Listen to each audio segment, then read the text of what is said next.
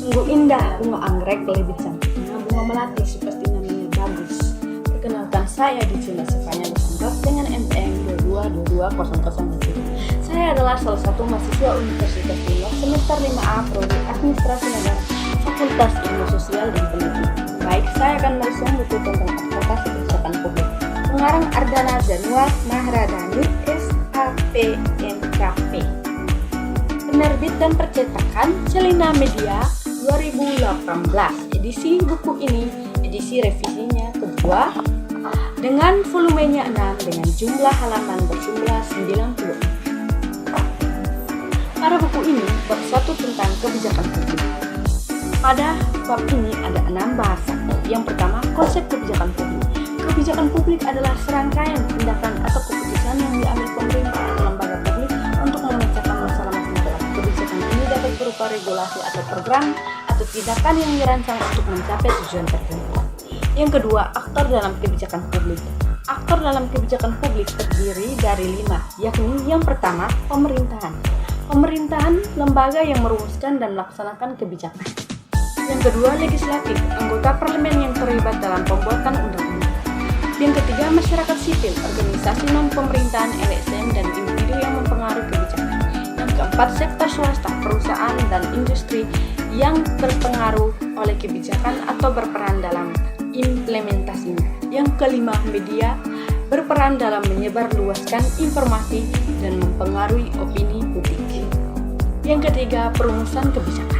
Proses perumusan kebijakan melibatkan identifikasi masalah, pengumpulan data, analisis alternatif solusi, dan penyusunan rekomendasi. Yang keempat, teori kebijakan publik. Beberapa teori yang sering digunakan dalam studi kebijakan publik antara lain ada 3. Yang pertama, teori rasional menginstruksikan bahwa pengambilan keputusan bertindak secara logis untuk mencapai hasil terbaik. Yang kedua, teori instrumental mengatakan bahwa perubahan kebijakan terjadi secara bertahap dan tidak radikal.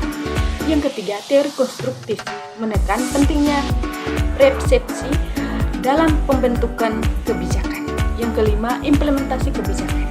Implementasi adalah tahap di mana kebijakan yang telah dirumuskan dan dilaksanakan. Proses ini melibatkan yang pertama, penetapan program dan anggaran, koordinasi antara lembaga. Yang kedua, pelatihan dan pengembangan. Yang ketiga, sumber daya manusia. Yang keenam, evaluasi kebijakan. Evaluasi adalah proses menilai aktivitas dan efisiensi kebijakan yang telah diimplementasikan. Tujuannya adalah untuk yang pertama, menentukan apakah tujuan kebijakan tercapai. Yang kedua, mengidentifikasi dampak kebijakan terhadap masyarakat. Yang ketiga, memberi rekomendasi untuk perbaikan kebijakan di masa yang mendatang. Bab 2, politik dan kebijakan. Pada buku ini atau pada bab ini kita akan membahas tentang 4 bahasan. Yang pertama, kebijakan publik sebagai bagian dari politik memiliki 2 alasan. Yang pertama, pengambilan keputusan kolektif. Kebijakan publik yang melibatkan pengambilan keputusan yang mempengaruhi banyak orang, dan keputusan ini seringkali diambil melalui proses politik. Yang kedua, distribusi sumber daya. Kebijakan publik berkaitan dengan bagaimana sumber daya seperti uang, tenaga kerja, dan infrastruktur yang didistribusikan di masyarakat. Yang kedua, lingkungan kebijakan. Ada 2, yaitu faktor eksternal, ekonomi, sosial, budaya, dan lingkungan yang mempengaruhi kebijakan, perubahan global, teknologi, dan dinamika masyarakat. Yang kedua, faktor internal, struktur organisasi pemerintahan, birokrasi, dan sumber daya manusia, proses pengambilan keputusan dalam lembaga pemerintah. Yang ketiga, kekuasaan dan kewenangan. Kekuasaan adalah kemampuan untuk mempengaruhi keputusan dan tindakan orang lain. Terdapat berbagai bentuk kekuasaan, termasuk kekuasaan formal dan informal. Kewenangan adalah hak untuk mengambil keputusan dan bertindak dalam lingkup tertentu. Kewenangan seringkali berdasarkan undang-undang dan regulasi yang berlaku. Yang keempat, gaya kepemimpinan. Yang pertama yaitu otoriter, pemimpin membuat keputusan tanpa banyak konsultasi. Yang kedua, demokrasi, pemimpin melibatkan anggota tim dalam pengambilan keputusan. Yang ketiga, transformasional, pemimpin menginspirasi dan memotivasi untuk mencapai visi bersama. Yang keempat, transaksional, fokus pada pertukaran antara pemimpin dan pengikut seperti imbalan.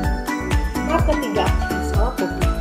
Pada buku ini yaitu bab ketiga membahas tentang masyarakat sebagai publik. Masyarakat sebagai publik mengacu pada sekelompok individu yang memiliki kepentingan dan kebutuhan yang sama serta berinteraksi dalam konteks sosial dan politik. Yang kedua, masyarakat sebagai anggota kelompok sosial, yaitu kelompok sosial dan interaksi sosial. Yang ketiga, masalah sosial. Masalah sosial seperti pengangguran, kemiskinan, pendidikan yang tidak merata. Bab yang keempat, konsep advokasi. Pada bab ini ada 4 bahasan. Yang pertama, definisi advokasi. Advokasi adalah proses yang bertujuan untuk mempengaruhi kebijakan atau keputusan publik serta mendukung hak dan kepentingan individu atau sekelompok tertentu. Advokasi bertujuan untuk menciptakan perubahan sosial yang positif melalui berbagai strategi komunikasi dan mobilisasi. Yang kedua, unsur prinsip advokasi yaitu keadilan, partisipasi, transparansi, dan akuntabilitas. Yang ketiga, jenis-jenis advokasi. Sebagai berikut ada 4. Yang pertama, advokasi kebijakan yang berfokus pada pengaruh terhadap kebijakan publik termasuk perubahan dan undang-undang atau regulasi. Yang kedua, advokasi sosial, meningkatkan kesadaran dan mendukung perubahan sosial melalui pendidikan masyarakat dan kampanye. Yang ketiga, advokasi hukum, mewakili individu atau sekelompok dalam proses hukum untuk melindungi hak-hak mereka. Yang keempat, advokasi komunitas, merorganisir dan memberdayakan komunitas lokal untuk mengatasi isu-isu yang berdampak langsung pada mereka. Yang keempat, kegiatan advokasi. Kegiatan advokasi ada 2, yaitu kampanye publik, menggunakan media dan strategi komunikasi untuk meningkatkan kesadaran tentang isu-isu tertentu. Yang kedua, lobby, berinteraksi langsung dengan pembuatan kebijakan untuk mempengaruhi keputusan mereka. Bab kelima yaitu advokasi kebijakan. Pada bab ini ada 2 pokok bahasan, yaitu yang pertama tujuan advokasi kebijakan, ada 2 yaitu mempengaruhi keputusan dan meningkatkan keputusan. Yang kedua, media advokasi kebijakan ada 3. Yang pertama, media massa, surat kabar, televisi, dan radio yang digunakan untuk menyebarluaskan informasi dan membangun kesadaran publik. Yang kedua, media sosial, platform seperti Facebook, Twitter, dan Instagram untuk mencapai audiens yang lebih luas dan mengorganisir dukungan. Yang ketiga, forum publik, mengadakan diskusi, seminar, dan lokal karya untuk melibatkan masyarakat dan pemangku kepentingan dalam dialog tentang kebijakan. Bab yang ke-6, riset kebijakan. Ada 4 pokok bahasan. Yang pertama, hakikat riset kebijakan. Riset kebijakan adalah proses sistematis untuk mengumpulkan, menganalisis, dan menginterpretasikan informasi yang relevan dan membantu pengambilan keputusan kebijakan. Riset ini bertujuan untuk menyediakan bukti ilmiah yang dapat diandalkan untuk mendukung proses pembuatan kebijakan yang efektif, efisien, dan berorientasi pada kepentingan masyarakat. Riset kebijakan berbeda dengan riset akademis yang fokusnya pada pengembangan teori dan pengetahuan. Riset kebijakan lebih praktis pada dan berfokus pada penyelesaian masalah nyata. Riset ini juga melibatkan berbagai pemangku kepentingan seperti pemerintahan, parlemen, akademis, masyarakat, dan untuk memastikan bahwa hasil riset relevan dan bermanfaat. Yang kedua, pentingnya riset kebijakan.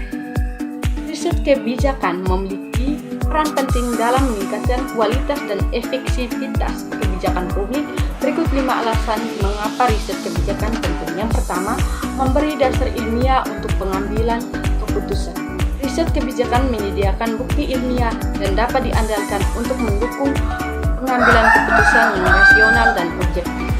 Yang kedua, meningkatkan akuntabilitas dan transparansi. Riset kebijakan membantu meningkatkan akuntabilitas dan transparansi dalam proses pembuatan kebijakan dengan menyediakan informasi yang lengkap dan akurat. Yang ketiga, memperkuat legitimasi kebijakan. Riset dan kebijakan yang kredibel dan objektif dapat memperkuat legitimasi kebijakan di mata publik. Yang keempat, membantu dalam identifikasi masalah dan solusi. Riset kebijakan dapat membantu dalam mengidentifikasi masalah sosial yang perlu diatasi dan merumuskan solusi yang tepat. Yang kelima, mendorong inovasi dan kreativitas. Riset kebijakan dapat mendorong inovasi dan kreativitas dalam proses pembuatan kebijakan dan memberikan perspektif dan ide-ide yang inovatif. Yang ketiga, model riset kebijakan. Terdapat berbagai model riset kebijakan yang dapat digunakan tergantung pada tujuan dan ruang lingkup riset. Beberapa model riset kebijakan yang umum digunakan ada 4. Yang pertama, riset deskriptif, berfokus pada pengumpulan data dan deskripsi tentang suatu fenomena atau masalah. Yang kedua, riset eksploratif, berfokus pada eksplorasi dan pemahaman tentang suatu masalah atau fenomena yang belum banyak diketahui. Yang ketiga, riset evaluatif, berfokus pada penilaian efektivitas suatu kebijakan atau program. Yang keempat, riset kausal, berfokus pada identifikasi hubungan sebab akibat antara faktor-faktor tertentu dengan suatu masalah atau fenomena. Yang keempat, pelaksanaan riset kebijaksanaan.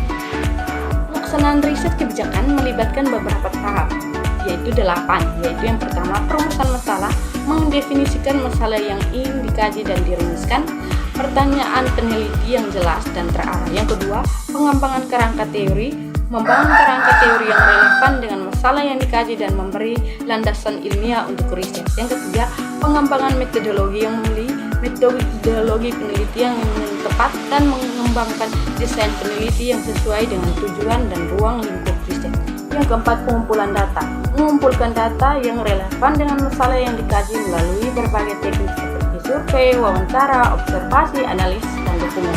Yang kelima, analisis data, menganalisis data yang telah dikumpulkan untuk pengumpulan pola, tren, dan hubungan yang signifikan. Yang keenam, penarikan kesimpulan.